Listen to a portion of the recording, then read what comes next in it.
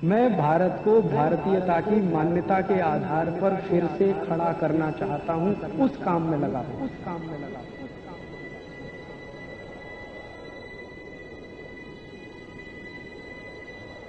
जब जब भारत को पापियों ने नष्ट करने की चेष्टा की है, तब तब भारत माँ की गोद ने ऐसे सपूतों को जन्म दिया है जिन्होंने भारत माँ की रक्षा करते हुए अपना बलिदान दे दिया।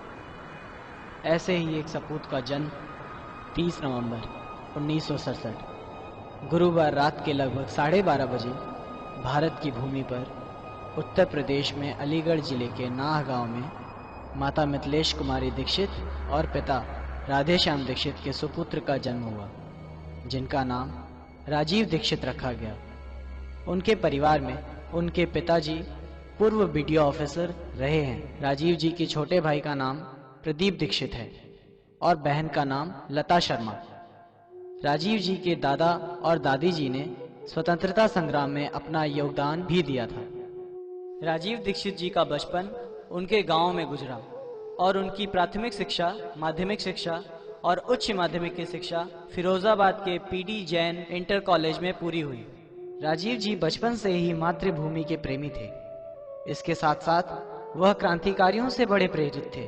उनके अंदर क्रांतिकारियों के सपनों को पूरा करने की आकांक्षा थी। तो आइए नाह गांव का वर्णन हम राजीव जी के मुख से सुने। मैं जिस गांव में पैदा हुआ उत्तर प्रदेश में, जिसका नाम आपको लिया गया, नाह मेरा गांव है अलीगढ़ जिले में। मेरे गांव में अभी तक इलेक्ट्रिसिटी नहीं है, अभी तक नहीं मेरे गांव। आप कल्पना कर सकते हैं। और मेरे जैसे हिंदुस्तान में लाखों गांव, और मेरे गांव में सिर्फ इलेक्ट्रिसिटी ही नहीं है, रोड्स भी नहीं है। मुझे मेरा गांव जब जाना होता है तो एक जगह तक मैं गाड़ी से जा सकता हूं, उसके बाद फिर पैदल 5-6 किलोमीटर अंदर इंटीरियर में जाना होता। गाड़ी भी नहीं जा सकती क्योंकि रोड्स ही नहीं है। अपनी उच्च माध्यमिक की शिक्षा पूरी करने के बाद वे इलाहाबाद गए। वहां उन्होंने 1984 में अपनी बीटेक की पढ़ाई इलाहाबाद के JK Institute of Applied Physics and Technology में शुरू की थी। वे इलेक्ट्रॉनिक्स एंड टेलीकम्युनिकेशन में उच्च शिक्षा प्राप्त करना चाहते थे। तभी उन दिनों राजीव जी का भोपाल गैस हत्याकांड से पीड़ित कुछ लोगों से मिलना हुआ। उनकी पीड़ा देखकर और उन्हें न्याय दिलाने हेतु वे यूनियन कार्बाइड कंपनी को देश से भगाने के लिए कार्य करने लगे। इसी दौरान उनकी बीटेक की पढ़ाई अधूरी छूट गई। इसी बीच राजीव जी फ्रांस गए। अपने रिसर्च के संबंध में वे नीदरलैंड की राजधानी एम्स्टर्डम गए।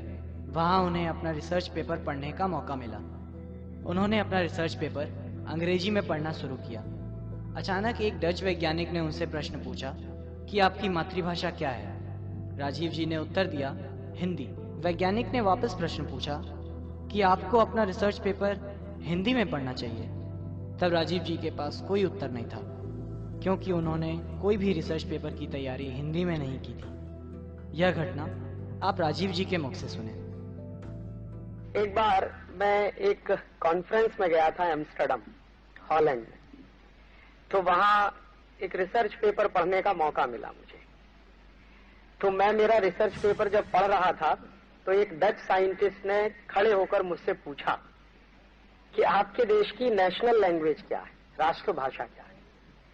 तो मैंने कहा मेरे देश की भाषा हिंदी है। तो उसने कहा आप अपना रिसर्च पेपर हिंदी में क्यों नहीं पढ़ते। तो मैंने कहा मेरा रिसर्च पेपर अगर हिंदी में पढ़ूंगा तो आपको समझ में नहीं आएगा। तो उसने कहा आप हमारे समझने की चिंता क्यों करते। तो मैंने कहा क्यों। तो मैंने कहा आपसे पहले जो साइंटिस्ट आए रिसर्च पेपर पढ़ने के लिए, उनमें से कितने साइंटिस्टों ने अंग्रेजी में पेपर पढ़ा। तो मैं चुप हो गया, क्योंकि मुझसे पहले कुछ फ्रांसीसी वैज्ञानिक थे, उन्होंने फ्रेंच में पढ़ा था। और उससे पहले कुछ डच साइंटिस्ट थे, उन्होंने डच में पढ़ा था। एक जापानीज साइंटिस्ट आया था, उसने जापानीज में पढ़ा था। रूस का एक साइंटिस्ट था, उसने रशियन में पढ़ा था।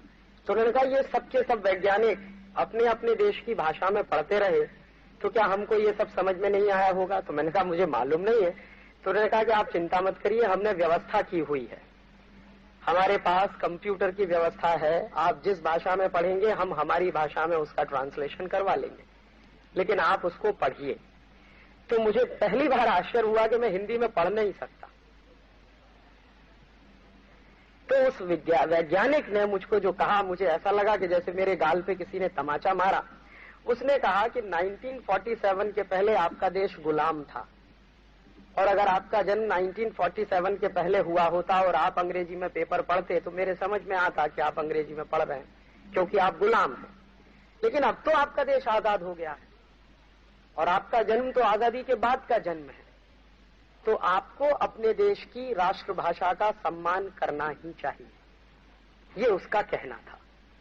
तो मुझे लगा कि बात तो वो बिल्कुल सही ही कह रहा है। और उसने एक बात और कही जो शायद सभी ने मानी है और कही है, कि दुनिया में कोई भी व्यक्ति अगर मौलिक काम करना चाहे, कोई बेसिक रिसर्च करना चाहे, कोई मौलिक शोध करना चाहे, तो वो तब तक संभव नहीं है जब तक कि वो अपनी मातृभाषा में चिंतन ना करे। तो उसने मुझे एक नहीं 1001 वैज्ञानिकों के नाम गिनाना शुरू किया कि देखिए ये जितने वैज्ञानिक हुए जिन्होंने कभी कोई मौलिक शोध किया है, तो सबने अपनी मातृभाषा में किया है।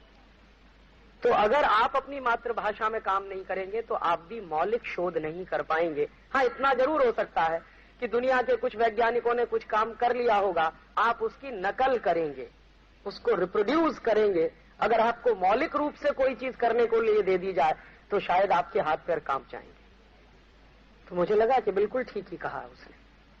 और उसके बाद जो जापानीज हमारा कुलीग था, उससे मैंने पूछा था कि आपके देश में पढ़ाई कैसे करते हैं?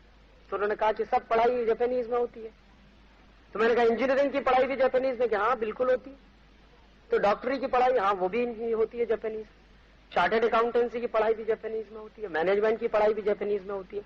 तो बचपन से लेकर और उच्च शिक्षा तक सारी पढ़ाई जापानीज में होती है।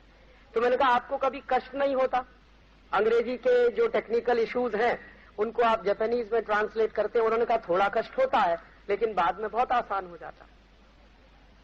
तो उन्होंने कहा कि दुनिया में कोई भी ऐसी अच्छी किताब का आप नाम बोलिए, मैं आपको बता दूंगा कि ये किताब हमारी लाइब्रेरी में जापानीज में उपलब्ध है। तो उसने जो एक दूसरी बात मुझसे कही वो ये कही कि भाषा का सवाल नहीं है, सवाल अपने राष्ट्र के सम्मान का है और अपने संकल्प का है। तो उस दिन से मुझे लगा कि मुझे भी अपने राष्ट्र का सम्मान करना ही चाहिए। उस दिन के बाद से मैंने दोस्तों ईमानदारी से आपसे कहूं, हिंदी बोलना शुरू किया या सीखा, और अभी भी सीख रहा हूं। अभी भी मैं जब हिंदी बोलता हूं तो उसमें बहुत सारे शब्द अंग्रेजी के आ जाते हैं।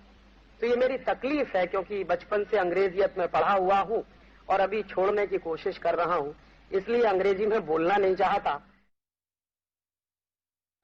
भारत लौटने के पश्चात राजीव दीक्षित जी ने यह फैसला किया कि विदेशी कंपनियों के हो रहे अत्याचार और भयंकर लूट से देश को बचाने के लिए एक बड़े आंदोलन की आवश्यकता है। तब उन्होंने अपने कुछ मित्रों के साथ मिलकर आजादी बचाओ आंदोलन का आविर्भाव सन 1991 में किया। आजादी बचाओ आंदोलन के आविर्भाव की बातें राजीव दीक्षित जी के मुख से सुने।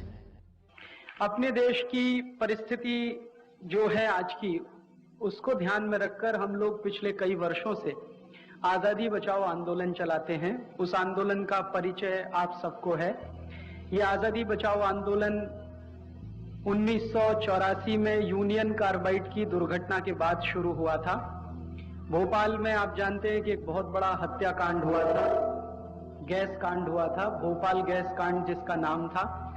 उस गैस कांड में 3 दिसंबर 84 की रात को 22,000 लोग मरे थे। उन 22,000 लोगों की मृत्यु के बाद हम लोगों ने आजादी बचाओ आंदोलन शुरू किया था। और जब ये आंदोलन शुरू किया था तो उस समय उसका एक लक्ष्य था, और लक्ष्य ये था कि जिस अमरीकी कंपनी ने भोपाल शहर के 22,000 लोगों का खून किया उसको भारत से भगाना।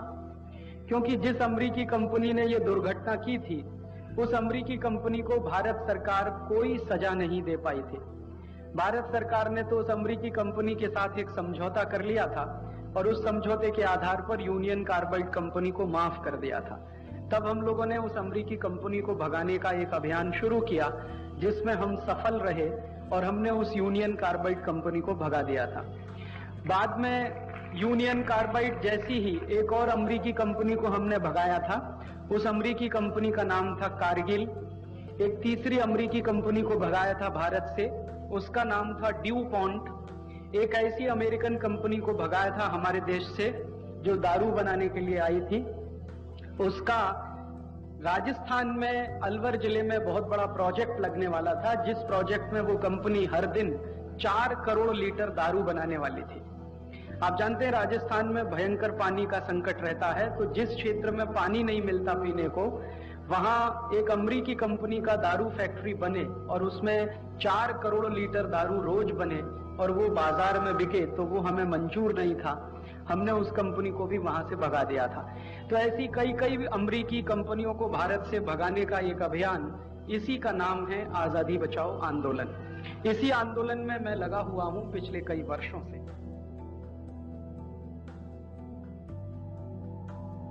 राजीव दीक्षित जी और उनके साथियों ने यूनियन कार्बाइड, ड्यूपॉन्ट, कारगिल आदि अनेकों विदेशी कंपनियों को भारत से भगाया।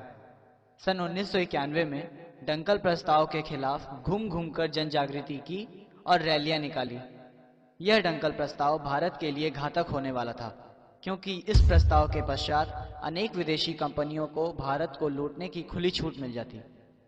फिर जब आर्थर डंकल, जो गेट करार का प्रमुख था, गेट करार पर हस्ताक्षर करवाने के लिए भारत आया, तब राजीव जी और उनके आज़ादी बचाओ आंदोलन के कार्यकर्ताओं ने आर्थर डंकल को दिल्ली हवाई अड्डे में पीटा था, जिनके लिए उन्हें तिहाड़ जेल जाना पड़ा था। आगे की कहानी आप उनके मुख से सुने। मैं एक बार गिरफ्तार हुआ, ऐसा तो होता रहता हम लोगों के साथ। जब ये गेट करार सही हुआ था तो एक यूरोपियन अधिकारी जिसका नाम था आर्थर डंकल, जिसने डंकल ड्राफ्ट बनाया था, वो भारत की यात्रा पे आया। हम लोग बहुत गुस्से में थे कि इसी आदमी ने देश का बंटाधार किया, सत्यानाश किया, गेट करार इसने सही करवाया, डंकल प्रस्ताव बनाया, इसको हम भारत में नहीं घुसने देंगे। तो हमने दिल्ली एयरपोर्ट पे उसकी पिटाई की थी। मैं थोड़ा अहिंसावादी हूं, लेकिन उस दिन मैंने अहिंसा छोड़ दी थी। आर्थर डंकल को हमने जूतों से पीटा था और एयरपोर्ट के लाउंज में पीटा था, पुलिस के सामने पीटा था, और उसको हमने भागने के लिए मजबूर कर दिया था। वो भागा था लाउंज से और रनवे पे दौड़ गया था। मैंने कहा था कि दूसरी फ्लाइट लेके फिर वापस स्विट्जरलैंड चले जाओ, यहां घुसने का नहीं दिल्ली में। तो पुलिस ने गिरफ्तार किया, क्योंकि वो भारत सरकार का मेहमान था। हमने कानून का उल्लंघन किया कि भारत सरकार के मेहमान की पिटाई कर दी, तो जेल तो होनी थी, तो हम जेल गए। जब मैं जेल में पहुंचा तो उस समय सौभाग्य या दुर्भाग्य जो भी कहो, किरण बेदी तिहाड़ जेल में थी। वो सुपरिंटेंडेंट थी वहां की, किरण बेदी। तो जब हम गए तो वो सब नाम नोट शुरू हुआ, जैसे मैनुअल्स में लिखा हुआ ना कि नाम कैदी का, बाप का, उम्र वगैरह सब। फिर ये कहा उन्होंने कि आप अपने कपड़े उतारो। एक पुलिस ऑफिसर आया, उसने कहा कपड़े उतारो। मैंने कहा क्यों भाई? उसने कहा आपका बॉडी मार्क चेक करना। तो मैंने कहा बॉडी मार्क आप चेक करोगे, मैं बता देता हूं, कपड़े क्यों उतरवाते हो मेरे? तो उसने कहा रूल है ये यहाँ का। मैंने कहा भाई बड़ा विचित्र है, तुम पूछ रहे हो, मैं बताता हूं मेरे बॉडी मार्क क्या है। मैं बताता हूं कि मेरी दाहिनी टांग पर तिल है, कि मेरे पैर में तिल है, कि मेरे कान के पीछे है या मेरी आंख के पीछे, मैं बताता हूं, तुम लिखो इसमें। उसने कहा नहीं साहब आप बताओ जरूर, लेकिन मैं आपके कपड़े उतरवाऊंगा और इसमें लिखा जाएगा कि मैंने कपड़े उतारे, चेक किया, तब वहां मुझे उनका बॉडी मार्क मिला। तो मैंने कहा मैं नहीं उतारूं तो उसने कहा कि मुश्किल हो जाएगी आपको भी मुझे भी। तो मैंने कहा मैं यहां आमरण अनशन पे बैठ जाऊं तो उसने कहा मेरी नौकरी चली जाएगी। मैंने कहा ये मेरा जो भारत देश में आजादी के बाद संविधान लागू होने के अंतर से मुझे जो मौलिक अधिकार मिला है वो आप अनहन कर रहे हैं उसका। तो उसने कहा भाई मौलिक अधिकार आप अपने बाजू में रखो, मुझे बॉडी मार्क चेक करना। तो फिर मेरी जब मुलाकात हुई किरण बेदी से तो मैंने उनको पूछा ये बॉडी मार्क क्यों चेक करते हैं? तो उन्होंने कहा वो 1860 में कानून बना था, अंग्रेजों ने तय किया था, तो तब से चला आ रहा बॉडी मार्क चेक। तो मैंने कहा मुझे वो मैनुअल पढ़ना है। तो उन्होंने कहा और क्या करोगे आप यहाँ आके, यही तो खुरापात करोगे? शांति से तो रहने नहीं दोगे। मैंने कहा आपने गलत आदमी को गिरफ्तार किया, अब आप मेरे जैसे आदमी को यहां रखेंगे तो कुछ तो सहन करना ही पड़ेगा आपको, नहीं तो मुझे रिहा कर दो आप। तो उन्होंने कहा वो तो जल्दी हो नहीं पाएगा। तो मैंने कहा मैनुअल्स मुझे देखने हैं कि 1860 में अंग्रेजों ने तय किया तो क्यों तय किया।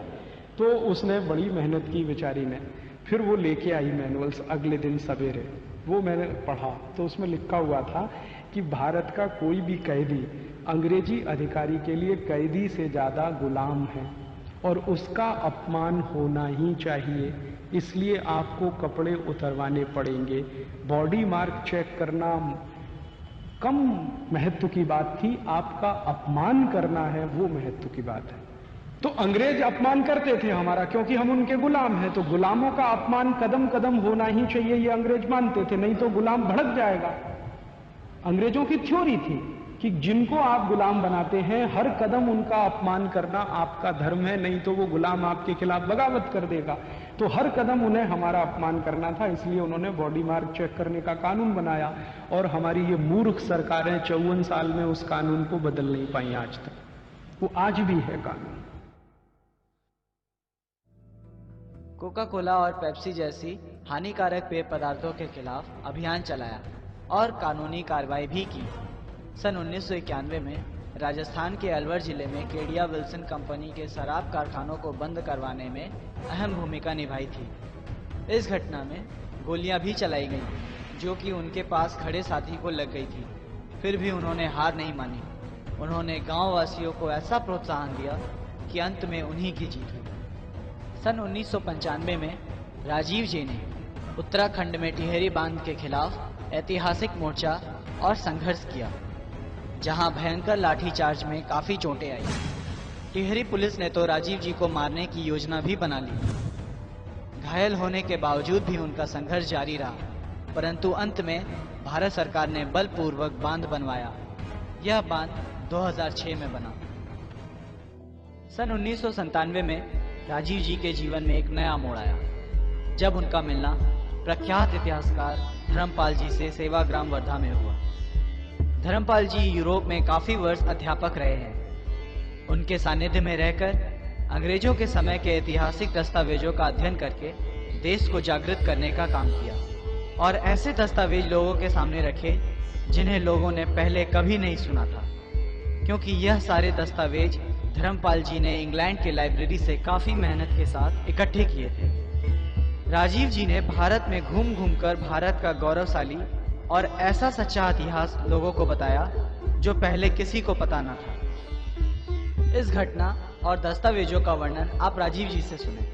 इंडियन साइंस और इंडियन टेक्नोलॉजी को समझने की दिशा में कुछ रिसर्च का काम शुरू किया, और उस रिसर्च के काम को शुरू करने के लिए दुर्भाग्य मेरा ये कि सारे के सारे रिसर्च पेपर लंदन में पड़े हुए, मेरे देश में नहीं। मैं चाहता हूं कि मेरे देश की टेक्नोलॉजी क्या थी, साइंस क्या थी, उसको समझना है तो जाना पड़ेगा लंदन।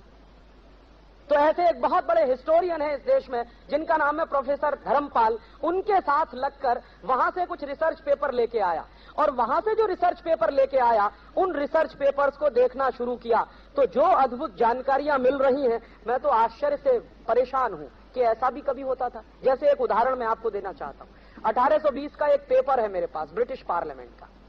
वो पेपर क्या है, हमारे देश में एक विलियम एडम नाम का एक अंग्रेज ऑफिसर है, और वो विलियम एडम नाम का अंग्रेज ऑफिसर है जिसको अंग्रेजों ने भेजा है भारत का सर्वे करने के लिए।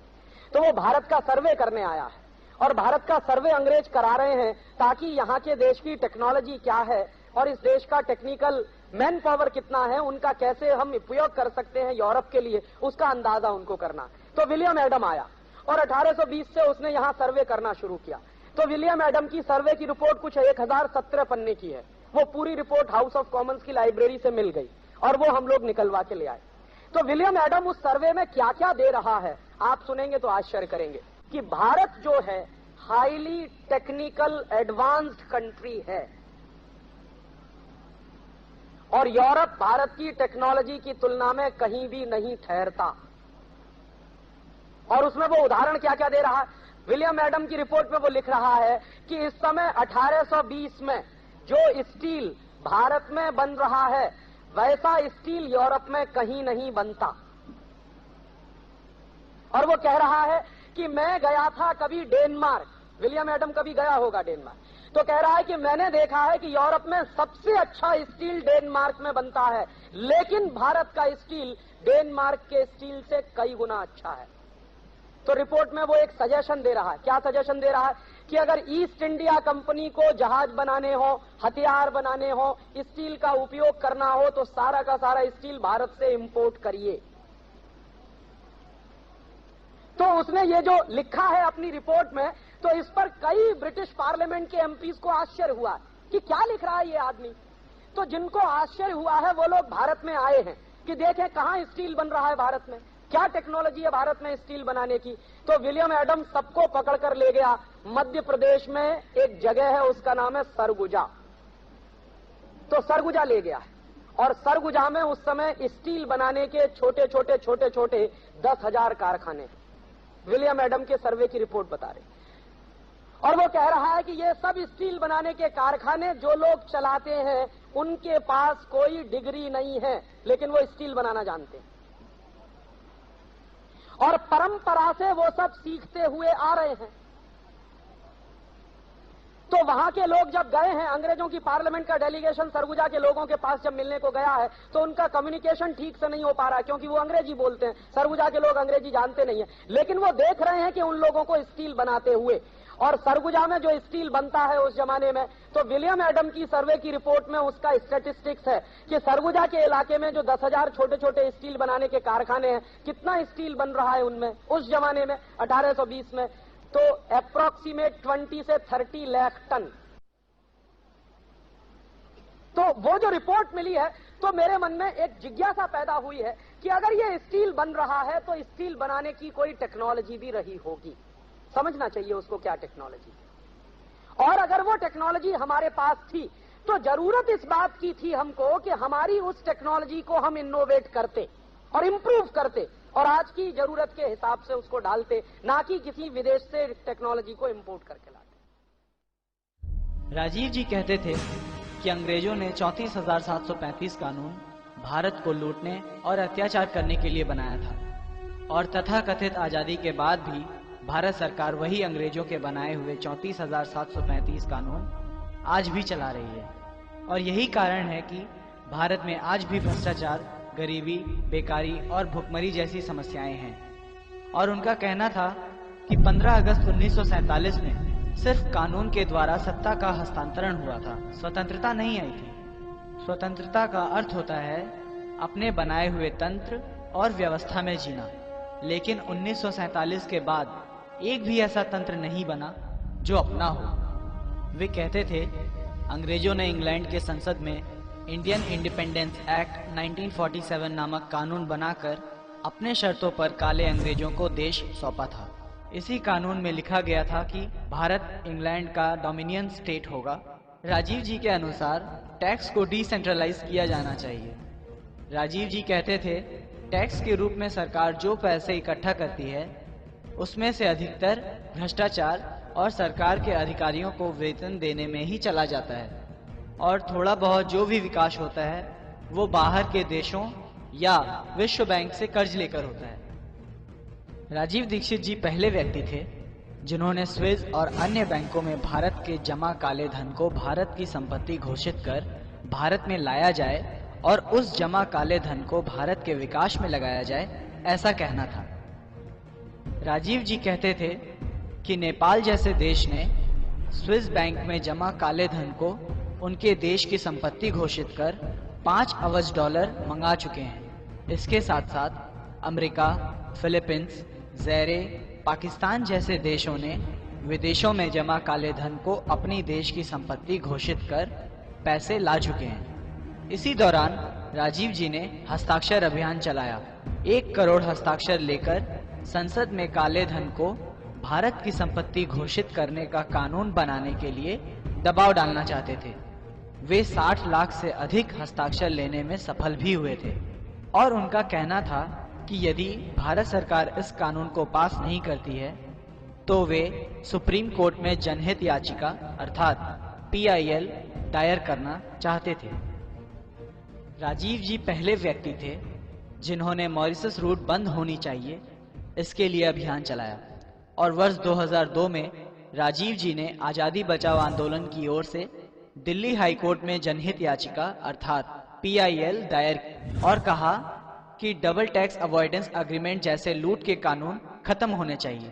दिल्ली हाई कोर्ट ने फैसला आज़ादी बचाओ आंदोलन की तरफ सुनाया और जिनमें उनकी जीत हुई, परंतु वर्ष 2003 में यूनियन ऑफ इंडिया ने इसी केस को सुप्रीम कोर्ट में ले गए, जहां सुप्रीम कोर्ट ने दिल्ली हाई कोर्ट के फैसले को ठुकराते हुए आज़ादी बचाओ आंदोलन के सारे विषय को खारिज कर दिया, यह जानते हुए कि डबल टैक्स अवॉइडेंस एग्रीमेंट के द्वारा नागरिकों को लूटा जा रहा था और यह डबल टैक्स अवॉइडेंस एग्रीमेंट संविधान के खिलाफ है। सुप्रीम कोर्ट के द्वारा ऐसे अन्यायपूर्ण फैसले से पता चलता है कि राजीव जी क्यों कहा करते थे कि अंग्रेजों के बनाए हुए कानून से हमें कभी भी न्याय नहीं मिलेगा।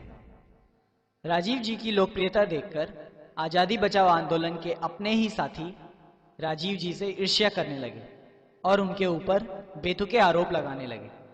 तब राजीव जी कहते थे कि यदि मैं गलत हूं तो लोग स्वयं इसका निर्णय लेंगे। उसका परिणाम यह हुआ कि राजीव जी अपने राष्ट्र के प्रति कार्य करते हुए लोगों के बीच और अधिक लोकप्रिय हो गए और उनके ऊपर आरोप लगाने वालों की हालत खिसियाने बिल्ली खंबा नोचे वाली हो गई थी।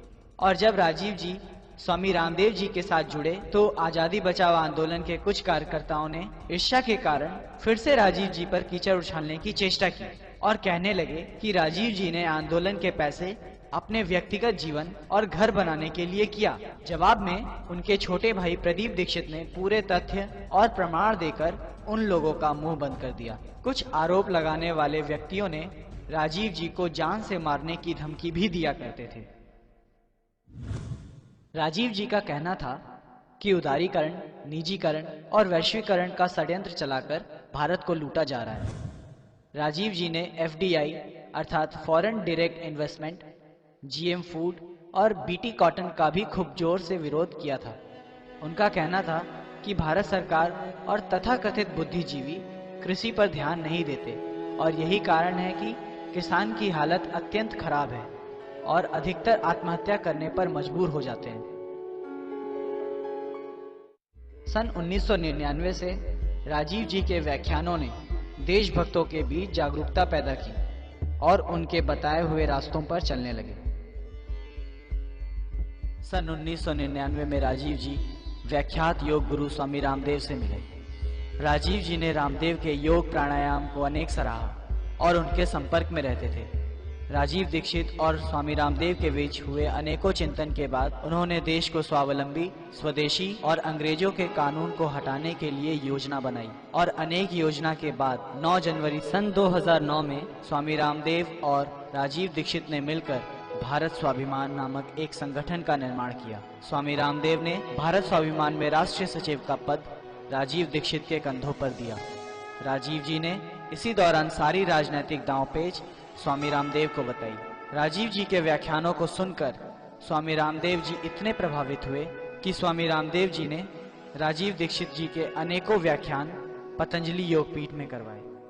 1 अप्रैल सन 2009 में भारत स्वाभिमान का उद्घाटन समारोह हुआ, जिसे आस्था टीवी चैनल पर सीधा प्रसारित किया गया।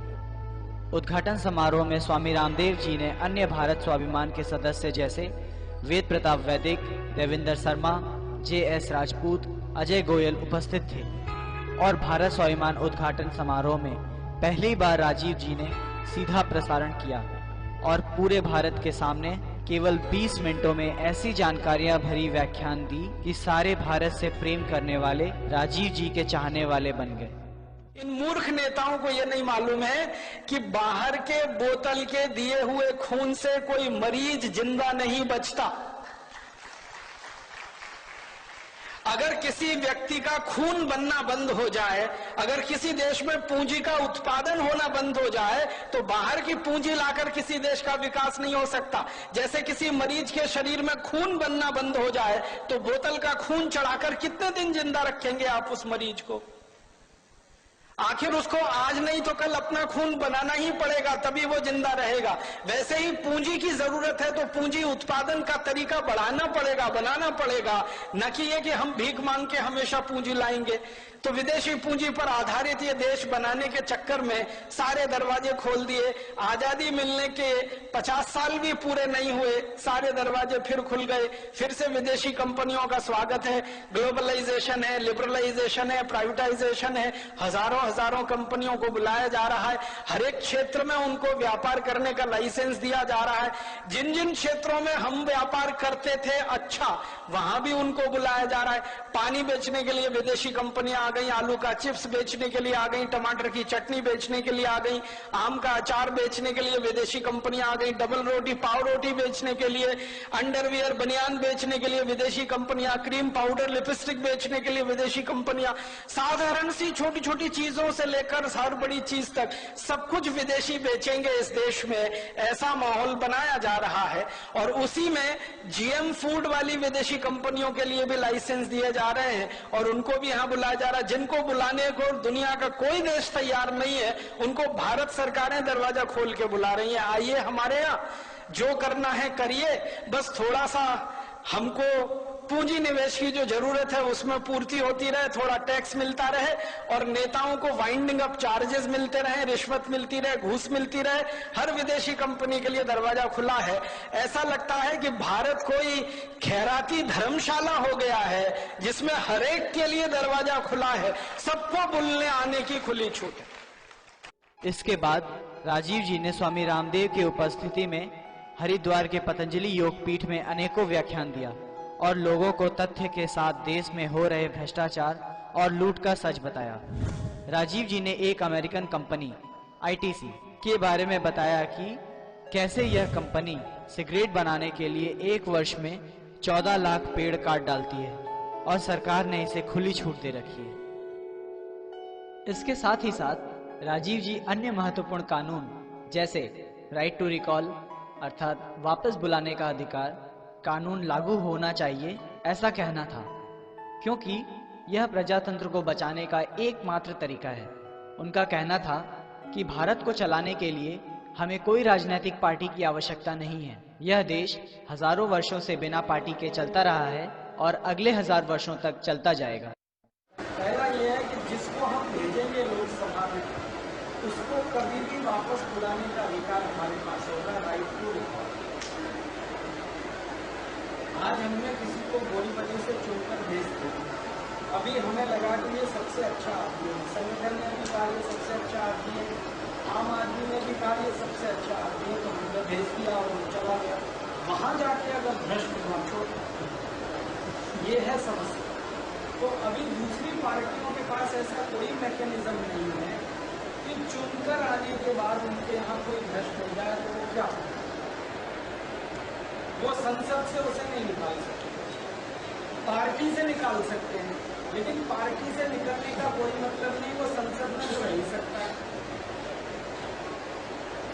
ऐसे बहुत सारे केसेस आपके आंखों के सामने, हम ये मजबूरी में नहीं रहेंगे, हम पहले ही उनका एफिडेविट कराएंगे कि भाई आज तो मैं ईमान रहा हूँ, कल को मेरे ऊपर जरा भी बेईमानी की बात आई तो मुझे अपने आप को प्रूव करना है। तो राइट टू रिकॉल और राइट टू रिजेक्ट, ये दोनों को हम हमारे यहाँ लागू करके उनको उनके ऊपर हमेशा एक तलवार लटकती रहेगी संगठन की कि मैंने एक गलती की तो उसकी माफी नहीं कर, उसे रिप्लेस ही होना और उसे हम हटाएंगे, दूसरे को भेजेंगे क्योंकि दूसरा हमारे पास तैयार है। तो लोगों की मदद से संगठन ये काम करेगा, चेक एंड बैलेंस संगठन करेगा, तो इसलिए इसमें करप्शन के चांसेस थोड़े कम हैं। राजीव जी ने नार्को टेस्ट का समर्थन और मांग भी किया था। राजीव जी का कहना था कि एक अंग्रेज टीवी में कॉले ने ब्रिटिश पार्लियामेंट के हाउस ऑफ कॉमन्स में एक चिट्ठी लिखकर बताया था कि मैंने जो आईपीसी अर्थात इंडियन पिनल कोड की ड्राफ्टिंग की है, इससे किसी भी भारतवासियों को न्याय नहीं मिलेगा और भारत सरकार उसी अंग्रेज के बनाए हुए कानून को आज़ादी के बाद आज भी चला रही है और इसी का परिणाम है कि आज भी 3 से 4 करोड़ केसेस अलग अलग अदालतों में पेंडिंग है और भारतवासियों को न्याय नहीं मिल रहा है। राजीव जी ने अपने व्याख्यानों में बताया, अंग्रेजों के स्वयं के सर्वेक्षण के अनुसार भारत की गुरुकुल शिक्षा पद्धति की श्रेष्ठता अपनी पराकाष्ठा पर थी। इन गुरुकुलों में छात्रों से अधिक छात्राएं हुआ करती थी, जिनके लिए अलग से अध्यापिकाएं थी, और यह शिक्षा हर वर्ग के लिए समान और निःशुल्क हुआ करती थी। मैकॉले के अनुसार भारत को जीतने के लिए उसके चरित्र को तोड़ना सबसे आवश्यक है, जिसके लिए उसने गुरुकुल शिक्षा पद्धति को गैर कानूनी घोषित कर ध्वस्त करना शुरू कर दिया। राजीव जी ने गाय की महानता बताई कि कैसे गाय हजारों गंभीर रोगों को ठीक करती है और अच्छी खेती और देश की अर्थव्यवस्था के लिए अत्यंत जरूरी है, और गाय को बचाने के लिए हमें सामने आना होगा। राजीव जी ने कई जगहों में वहां के स्थानीय लोगों के साथ मिलकर गौशाला बनाई थी। राजीव जी आयुर्वेद, होम्योपैथी, जैविक खेती, भारतीय कानून, इतिहास, भारतीय शास्त्र जैसे अनेकों विषयों में गहरा अध्ययन कर ज्ञान अर्जन किया था, और उस ज्ञान को निःशुल्क लोगों तक अपने व्याख्यानों द्वारा पहुंचाते थे। राजीव जी ने वाग्भट जी नामक ऋषि के लिखे हुए स्वस्थ जीवन जीने के सूत्रों को लोगों को बताया, जिससे अनगिनत लोगों को आज तक लाभ पहुंच रहा है। श्री राजीव दीक्षित जी बताते थे, पहले भारत वर्ण व्यवस्था से चला करती थी और कोई जाति भेदभाव नहीं हुआ करता था। अंग्रेजों ने भारतवासियों को जाति के नाम पर तोड़ा। अंग्रेजों ने ही जानबूझकर भारतवासियों को जनरल, शेड्यूल कास्ट और शेड्यूल ट्राइब में विभाजित कर भारतवासियों के अंदर फूट डाल दिया। श्री राजीव जी ने आर्य शब्द और क्षति प्रथा के सत्यता एवं उत्कृष्टता बताई, जिसे अब तक का भारतीय समाज अनभिज्ञ था। अंग्रेजों ने हमारे मनुस्मृति, वेद एवं शास्त्रों के साथ छेड़छाड़ करके उनका गलत रूप प्रस्तुत करके हमारे भारतीय समाज को उसकी संस्कृति के प्रति दिग्भ्रमित किया। उनका कहना था, अंग्रेजों के बनाए हुए सारे 34,735 कानून को रद्द कर अपने देश और व्यवस्था के अनुसार से कानून बनाना चाहिए, क्योंकि भारत का संविधान भारतीय नागरिकों के साथ बस एक धोखा है। भारत का संविधान अंग्रेजों का बनाया हुआ गवर्नमेंट ऑफ इंडिया एक्ट 1935, जो कि अंग्रेजों ने भारत को 1000 वर्ष गुलाम बनाने के लिए बनाया था, दुर्भाग्य से हमारे भारत के लोगों ने उसे ही भारत का संविधान बना दिया और बाकी के देशों से कुछ चुराकर संविधान को और बड़ा बना दिया। आइए पूरी बात उनके मुख से सुनते हैं। आजादी मिली 15 अगस्त 1947 को, तो हमने हमारा संविधान बनाना शुरू किया और भारत का संविधान बनके तैयार हुआ 26 जनवरी 1950 को। इसके लिए एक संविधान सभा का निर्माण किया गया। उस संविधान सभा में 296 सदस्य थे, जिन्होंने 11 महीने और 18 दिन काम करके संविधान तैयार किया। लेकिन 11 महीने और 18 दिन में काम कुल 166 घंटे हुआ और उसमें संविधान तैयार हो गया। भारत का संविधान दुनिया का सबसे बड़ा संविधान है। इतना बड़ा लिखित संविधान दुनिया के किसी देश के पास नहीं है जो भारत के पास है। 395 तो अनुच्छेद हैं, जिसको हम आर्टिकल्स कहते हैं, और इतना मोटा सा पूरा पुस्तक है, शास्त्र जैसा, आप कभी भी खरीद के देख सकते हैं। दुनिया के किसी देश में इतना बड़ा संविधान नहीं हमने बनाया। तो बहुत बार मेरे मन में ये आता था कि मात्र 11 महीने 18 दिन के समय में इतना मोटा संविधान कैसे बना लिया हमने। इसको बनाने में तो ज्यादा समय लगना चाहिए। जब खोजना शुरू किया तो पता चला कि इस संविधान में हमने कुछ खास नहीं बनाया। अंग्रेजों ने एक कानून बनाकर हमारे देश में छोड़ा हुआ था, उसी को हमने भारत का संविधान बना लिया।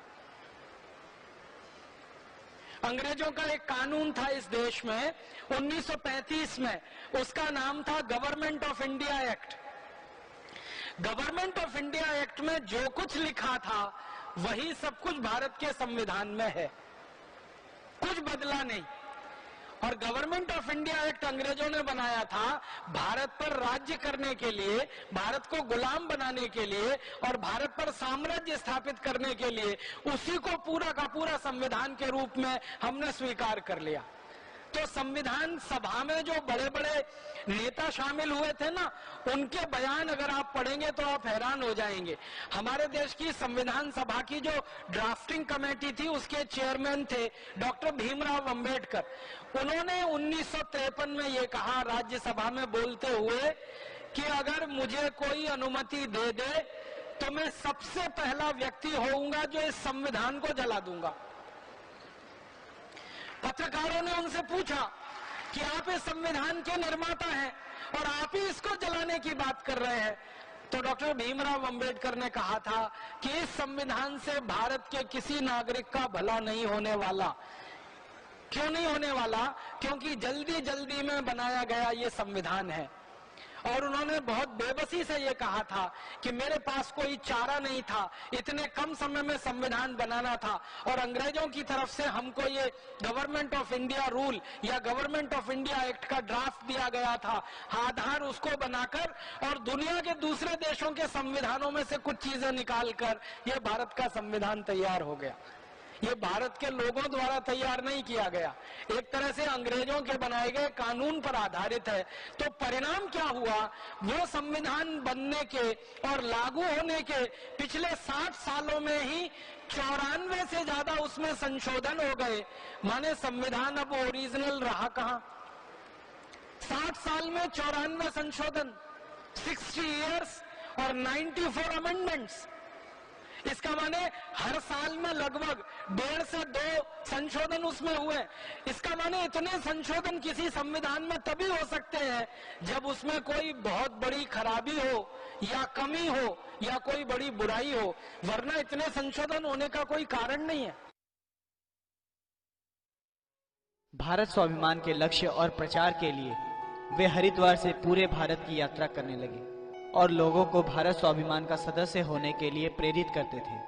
लगभग आधे भारत की यात्रा पूरी हो चुकी थी। यात्रा के दौरान जब वे उड़ीसा से छत्तीसगढ़ के रायगढ़ जिले में 26 नवंबर 2010 को गए, जहां उन्होंने 2 जनसभाओं को संबोधित किया। इसके पश्चात जांजगीर जिले में तारीख 27 नवंबर 2010 को 2 विशाल जनसभाएं की।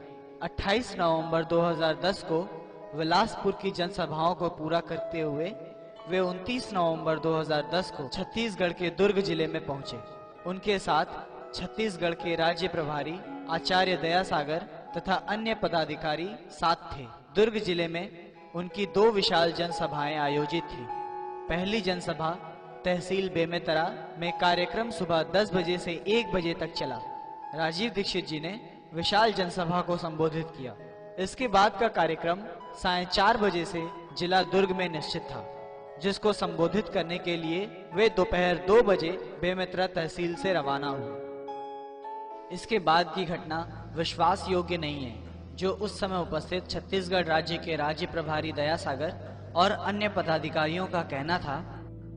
गाड़ी में बैठने के बाद रास्ते में ही उनका शरीर पसीना पसीना हो गया।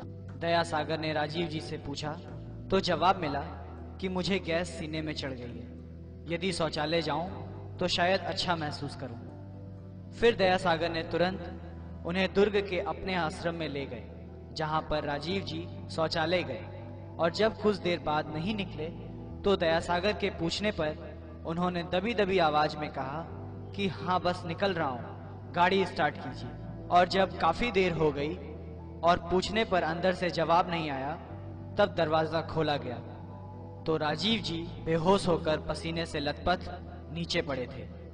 उन्हें तुरंत उठाकर बिस्तर पर लिटाया गया और पानी छिड़का गया। दयासागर ने तुरंत राजीव जी को हॉस्पिटल चलने को कहा, पर राजीव जी ने मना कर दिया और कहा कि होम्योपैथी डॉक्टर को दिखाएंगे। थोड़ी देर बाद होम्योपैथी डॉक्टर आकर उन्हें दवाइयां दी और फिर भी आराम न मिलने पर उन्हें तुरंत सेक्टर 9 भिलाई के इस्पात संयंत्र अस्पताल में भर्ती कराया गया और इस हॉस्पिटल में अच्छी कोई सुविधा नहीं होने के कारण फिर उन्हें अपोलो BSR हॉस्पिटल में ले जाया गया। राजीव जी एलोपैथी चिकित्सा के लिए मना करते रहे। उनका मनोबल इतना दृढ़ था कि वे हॉस्पिटल में भर्ती नहीं होना चाहते थे। उनका कहना था कि मैंने जीवन भर एलोपैथी चिकित्सा नहीं ली है तो अब कैसे ले लूं।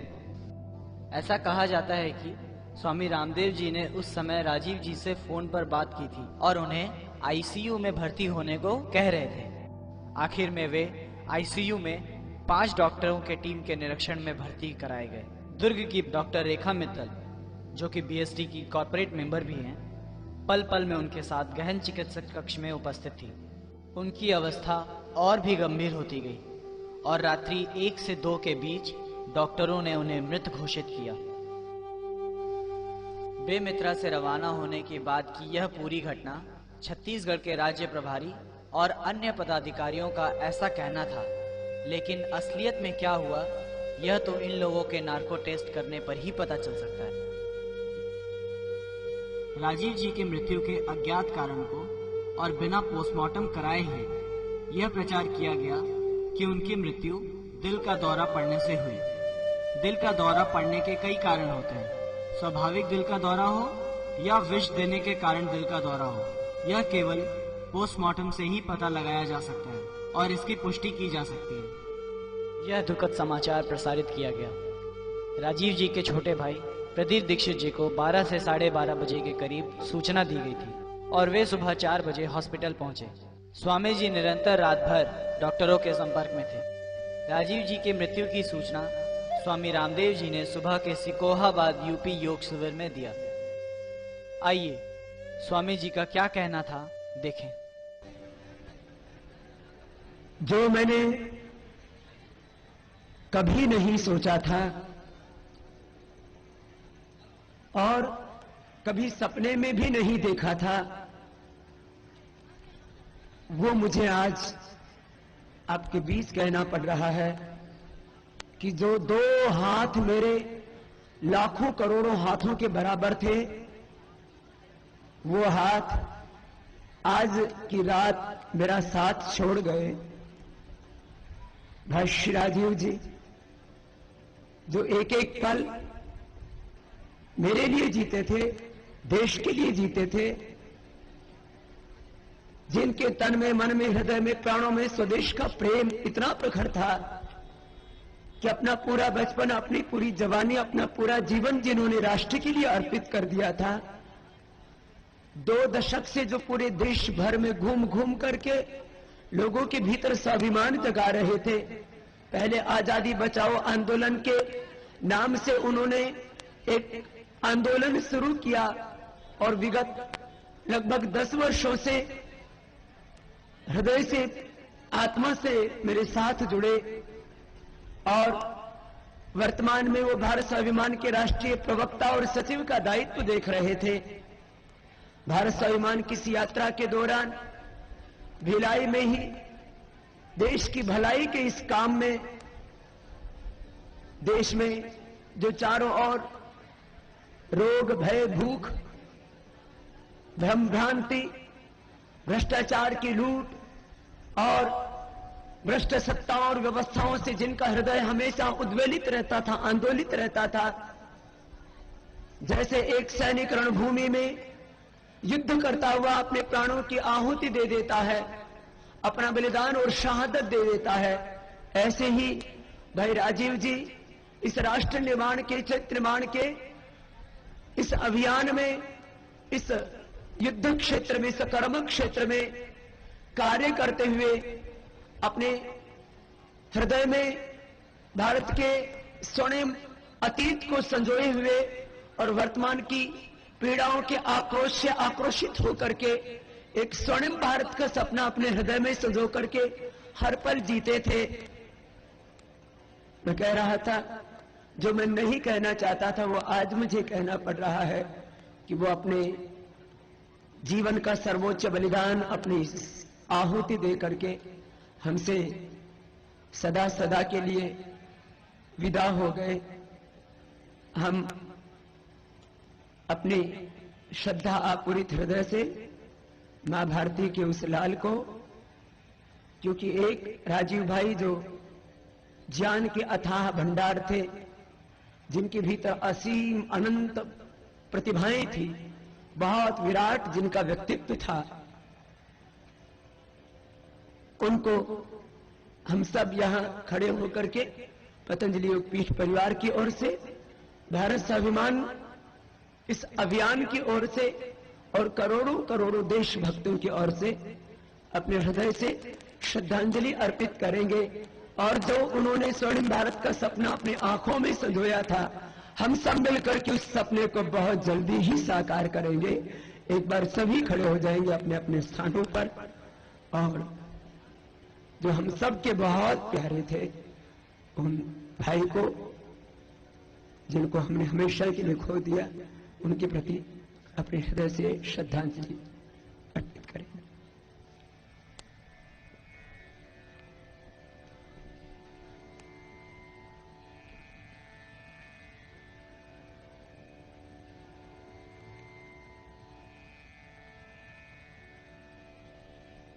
सन 1999 से राइट टू रिकॉल एवं अन्य कानून के ड्राफ्ट का प्रचार कर रहे राहुल मेहता जी का कहना है कि और अंत में सातवां जो मैं केस डिस्कस करूंगा वो दीक्षित जी की हत्या के बारे में। जैसा आप जानते हैं कि दीक्षित जी की हत्या हुई 30 नवंबर 2010 को, और ठीक है, कहने के लिए उनको भी हत्या को हार्ट अटैक की तरह खपा दिया जाता है। 28 नवंबर 2010 को उन्होंने माहौली में स्पीच दी थी। तो उन्होंने ये कहा था कि हम देश में मुहिम चलाने वाले हैं स्वदेशी और राइट टू रिकॉल को लेकर और काले धन को वापस लाने के लिए। देखिए, एक सितंबर अक्टूबर 2010 में ये माहौल स्पष्ट हो गया था कि देश में बहुत बड़ी मुहिम होने वाली है। और क्यों? क्योंकि लोगों में आक्रोश बढ़ रहा था। 2G स्कैम, महंगाई, आतंकवाद के खिलाफ सरकार एकदम लाचार नहीं, करप्ट है। उसके बाद ये सऊदी अरेबिया से पैसा आ रहा है तो कसब को फांसी नहीं दे रहे। बहुत सारे मुद्दे इकट्ठे हो रहे थे, इसलिए ये स्पष्ट हो गया था कि बड़े पैमाने पे जन आंदोलन अब होने वाला है।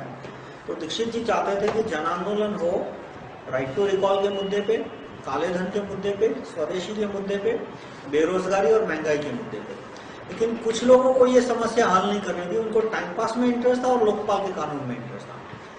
जो बड़ी कंपनियां हैं जैसे जिंदाल है, रिलायंस, जिंदाल और मल्टीनेशनल कंपनियां खास करके वॉलमार्ट वगैरह, उनको जन लोकपाल का कानून चाहिए। जन लोकपाल का कानून क्यों चाहिए? कि फिलहाल उन्हें हजारों अफसरों को, मंत्रियों को, एमएलए को रिश्वत देनी पड़ती है। यदि जन लोकपाल सिस्टम देश में आ जाता है तो उन्हें सिर्फ 11 लोगों को रिश्वत देनी पड़ेगी और उनका काम आसान हो जाएगा। इसीलिए आप देखो कि जन लोकपाल के आंदोलन को जिंदाल ने काफी सपोर्ट किया था, क्योंकि उसका काम आसान होगा। अभी इतने सारे देश में उसको पूरे देश में स्टील की फैक्ट्रियां डालनी है, कोयले की खाने चाहिए, लोहे की खाने चाहिए, और हर एक जगह उसे कलेक्टर, एमपी, एमएलए, मिनिस्टर को रिश्वत देनी पड़ती है। और उसके बजाय यदि जन लोकपाल सिस्टम आता है तो 11 लोगों को रिश्वत दो और बाकी जो भी कलेक्टर टांग अड़ाता है, जन लोकपाल को बोलो कि उसको करप्शन का केस डाल के उसको अरेस्ट करवा दो। दूसरा एक तरह का टाइम पास भी चाहते थे कि लोगों को टाइम पास करा दो, उनका गुस्सा निकल जाए, लोग थक जाए, उसके बाद वो जन आंदोलन का नाम लेना ही भूल जाए। तो मैं ये नहीं कहता कि लोकपाल वाले लोगों ने दीक्षित जी की हत्या कराई, क्योंकि उनकी इतनी कैपेसिटी नहीं है कि वो दीक्षित जी की हत्या करा पाए। उन पर मैं ऐसा आरोप डाल भी नहीं रहा। लेकिन जो लोग, जो कॉर्पोरेट लॉबीज, वॉलमार्ट है या तो बड़ी कंपनियां हैं, मल्टीनेशनल कंपनियां, मिशनरी, उनकी जो लॉबी है, जो कि राइट टू रिकॉल पे मूवमेंट नहीं चाहती थी, काले धन पे मूवमेंट नहीं चाहती थी,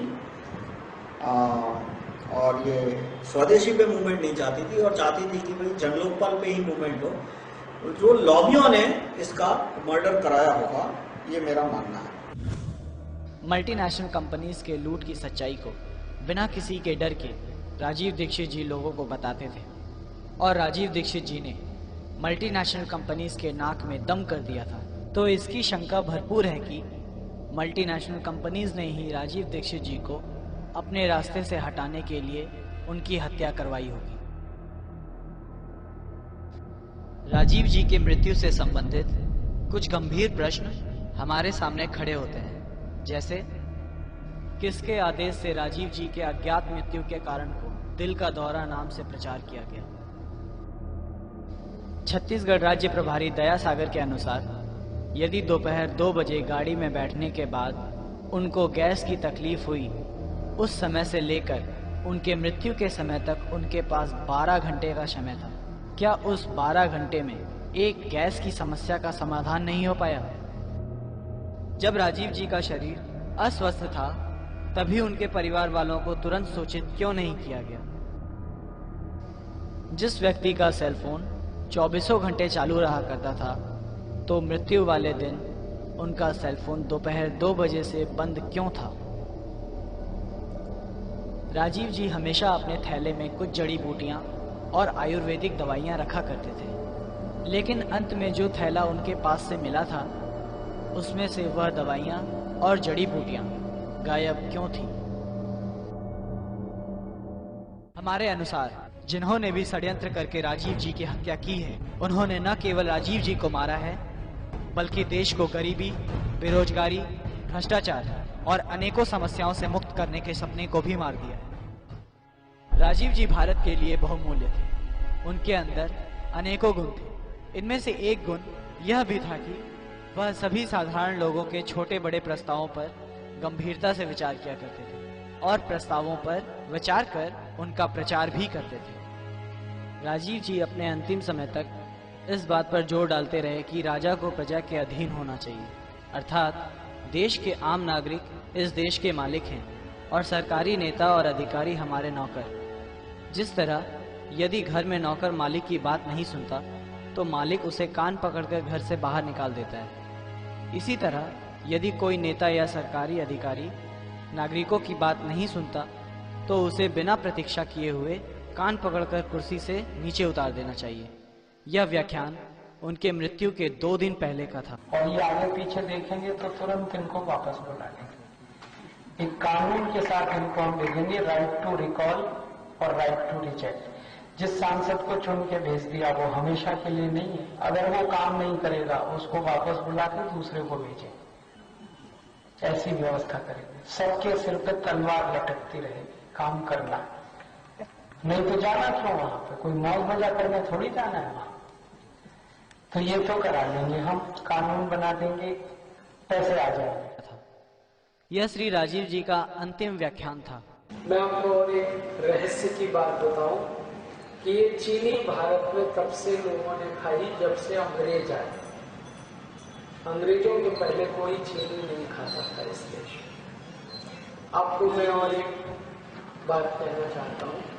अमेरिका देश में, कनाडा में, फ्रांस में, ब्रिटेन में, इन सभी देशों में अब लोगों ने चीनी खाना बंद कर दिया। वहां के लोग अब जो भी चीज खाते हैं ना, वो शुगर फ्री होती है।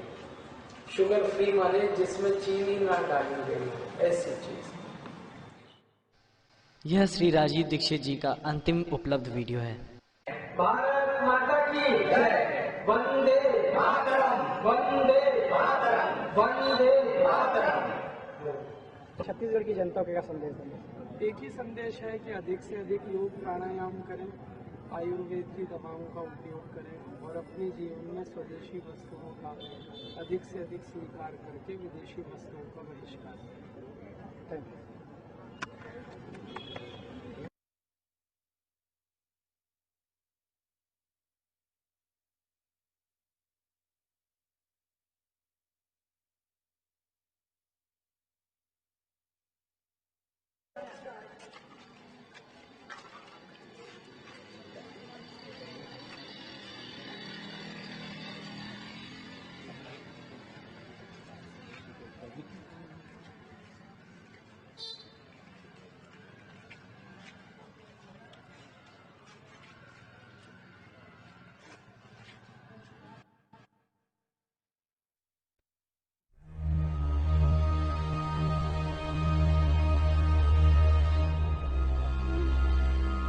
दक्षिण भारत में मद्रास का एक बड़ा नेता मरा 1 साल पहले की घटना है। मैं नाम नहीं लेता क्योंकि हिंदुस्तान में मरे हुए का नाम लेके भूलने की परंपरा नहीं है। तो उसके बेटे का मुझे फोन आया, राजीव भाई मेरे पिताजी का मृत्यु हो गई, हम लोग एक कंडोलेंस मीटिंग कर रहे हैं मद्रास में, आप आएंगे? मैंने कहा भाई मैं नहीं आ सकता। कहने लगा क्यों? मैंने कहा मैं झूठ नहीं बोल सकता वहां के। तो उसने कहा इसमें झूठ बोलना क्या, मेरे पिताजी मरे हैं, कंडोलेंस मीटिंग है, बहुत सारे लोग बोलेंगे, आप वो भी बोल दीजिए, इसमें झूठ क्या बोलना। मैंने कहा भाई झूठ ये बोलना पड़ेगा, मुझे आकर इतना तो कहना ही पड़ेगा कि भगवान उनकी आत्मा को शांति प्रदान करे। बिना कर्टसी के तो मैं नहीं मानता। और इतनी कर्टसी में इतना तो बोलना ही पड़ेगा कि भगवान उनकी आत्मा को शांति दे। और मैं जानता हूं कि उनकी आत्मा इस समय स्विट्जरलैंड पे भटक रही है, क्योंकि जो अकाउंट उन्होंने जमा किया था उसको भोग पाए नहीं है, तो आत्मा तो वहां भटकती है। और मैं कहूंगा कि भगवान उनकी आत्मा को शांति दे, शांति मिलेगी कैसे? इसलिए मैं झूठ बोलने के लिए नहीं आ सकता। तुम तुम्हारे रीत से कर लो, अपना कार्य कर। तो हमारी गरीबी तो इसलिए नहीं है कि हम जनसंख्या में ज्यादा हैं, हमारी गरीबी इसलिए है कि हमारे यहाँ भ्रष्ट राजकारणी पैदा हो गए।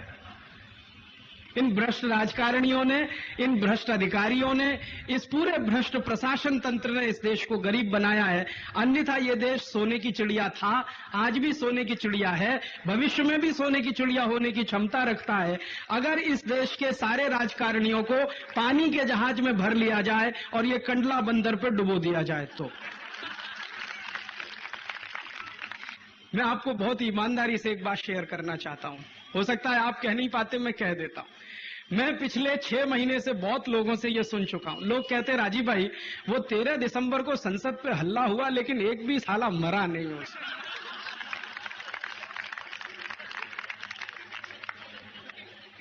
6 महीने में कम से कम मुझे ये बात 1000 लोगों ने कही कि हमला तो हुआ 13 दिसंबर को लेकिन साला एक भी हरामखोर मरा नहीं। ये दोनों ही शब्द, साला और हरामखोर, एक भी मर जाता तो दिल को तसल्ली हो जाती, आत्मा को तसल्ली हो जाती। एक गांव में तो मुझे यहां तक कह दिया एक खेड़ूत ने, मैं अभी की घटना बताता हूं। मैं एक छोटे से गांव में गया, पोरबंदर के नजदीक एक गांव में गया था। वहां एक खेड़ूत ने, जो बिना पढ़ा लिखा, कुछ समझता नहीं, कुछ जानता नहीं, लेकिन कभी कभी समाचार सुनता है टीवी पे या कभी कभी रेडियो में सुनता है, उसने मेरी सभा में भाषण सुनने के बाद कहा कि वो 13 दिसंबर को हमला हुआ था संसद में। मैंने कहा हाँ हुआ था, आपकी क्या प्रतिक्रिया है उस पर? तो उसने कहा वो बिल्डिंग टूट जाती तो मुझे थोड़ा दुख था, लेकिन ये अंदर बैठे हुए सब मर जाते तो मैं जरूर लड्डू बांट देता मेरे गांव में। पूछो आप किसी पुलिस कांस्टेबल से कि भैया तुम डंडा ठक ठक ठक ठक करके घूमते हो, क्यों डंडा है तुम्हारे हाथ? किसी और अधिकारी के हाथ में आपने डंडा देखा? पुलिस के अधिकारी के हाथ में डंडा देखा? बड़ा ऑफिसर है तो छोटा रूल लेके चलेगा और छोटा अधिकारी है तो लंबा सा डंडा लेके चलेगा। क्यों? कोई भेड़ बकरियों को चराने जाना है क्या?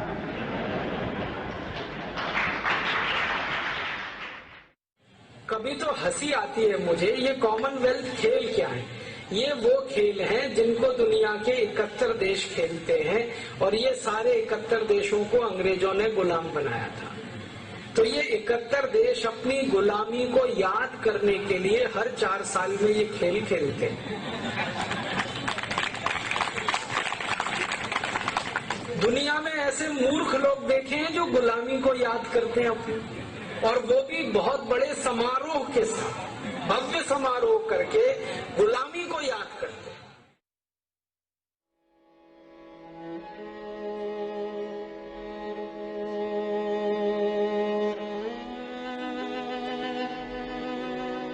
फिर मैंने उसी भवानीपट्टनम के आसपास के गांव में दौरा किया था, सर्वे किया था। तो एक गांव में मैं गया, वहां के गांव में मैंने देखा किसी भी घर में तो शायद दरवाजा नहीं, और झोपड़े जैसे घर, कोई भी घर कहलाने लायक स्थिति में था नहीं। 10 फीट 12 फीट का उनका छोटा सा झोपड़ा, उसी में 5-6 लोगों का परिवार रहता है। पता नहीं कैसे रहता है, मेरी कल्पना के बाहर।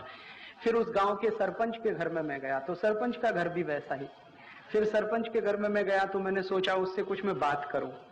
तो मेरे साथ मेरे कई कार्यकर्ता थे जो उड़िया भाषा बोलते हैं, तो मैंने उनको कहा जरा सरपंच को बुलाओ।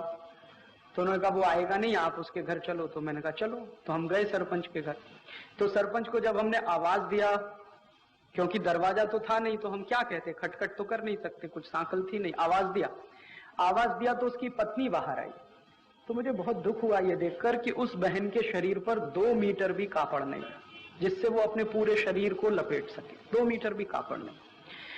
फिर मैंने उसको कहा कि आप बाहर मत आओ, आप अपने अंदर जाओ, अपने पति को बाहर भेजो। तो वो बहन अंदर गई तो थोड़ा देर लगे उसके पति को बाहर आने में। तो मैं सोच रहा था क्यों बाहर नहीं आता। तो मुझे इतना तकलीफ हुई और मैं रो दिया उस दिन कि जो कापड़ लपेटकर पत्नी बाहर आई थी वही कापड़ पहन के पति बाहर आए। इतनी भयंकर गरीबी में हिंदुस्तान के कोटि-कोटि लोग रहते हैं, और जो 11 कोटि परिवारों में संडास की व्यवस्था नहीं है, उन परिवारों की माताओं बहनों को संडास के लिए सड़क के दोनों बाजू बैठना पड़ता है। मैं पूरे देश में एक एक गांव से दूसरे गांव घूमता हूं, मुझे बहुत दुख होता है कि जब मैं किसी गांव में जाता हूं और मेरी गाड़ी की हेडलाइट सड़क पर पड़ती है तो किसी बहन को, किसी माता को खड़े होना पड़ता है, फिर मेरी गाड़ी गुजर जाने के बाद फिर बैठना पड़ता है। कोई मुझसे पूछता है, राजीव भाई आपकी जिंदगी में सबसे खराब समय कौन सा होता है? वही समय मैं सबसे खराब मानता हूं। मैं मेरे ऊपर यही सोचता रहता हूं कि मैं किस देश में पैदा हुआ, जिस देश की माताओं बहनों को उनकी जिंदगी के नितांत निजी क्षणों को भी हम कोई व्यवस्था नहीं दे पा रहे। आजादी के 50 वर्ष अपने। वो क्या बात कर रहे थे? वो कह रहे थे, मां हम गरीब क्यों हैं? तो कान में मेरे शब्द पड़ गए। मैंने कहा ये इस तरह का प्रश्न कोई अपनी मां से पूछे तो मुझे लगा ये कोई साधारण लोग नहीं है, कुछ तो इनमें असाधारणपन है। चल के पूछा जाए कौन लोग हैं, परिचय लिया जाए। तो मैं गया उस दुकान पे, मैंने पूछा आप लोग कौन हैं? तो उन्होंने कहा कि हम तात्या टोपे के परिवार के लोग।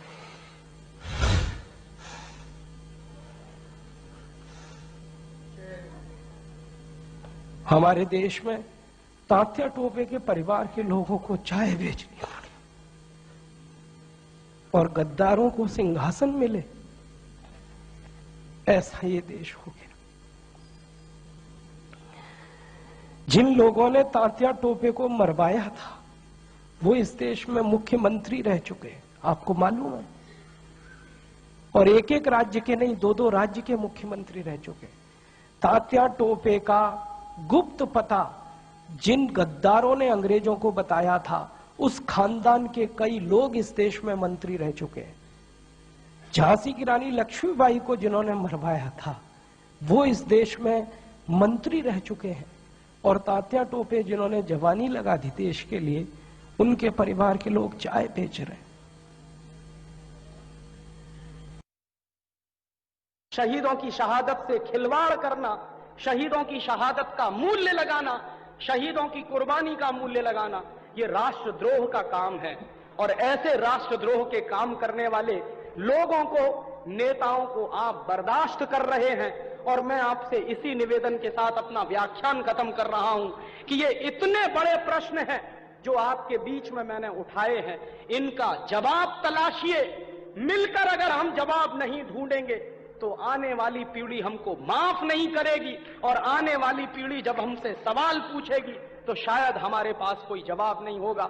आज मेरा दिल बहुत भरा हुआ है, ज्यादा बोलने की स्थिति में नहीं, इसलिए आपसे माफी चाहता हूं और विदा चाहता हूं।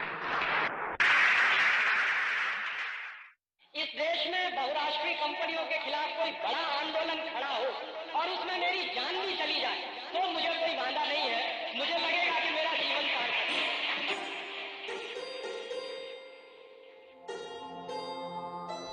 राजीव दीक्षित जी बिना मीडिया के सहायता के भी अपने बातों का गांव और शहरों में ऐसा प्रचार किया कि उनके जाने के बाद भी लोग उनके सपनों को सच्चे दिल से पूरा करने में लगे हैं।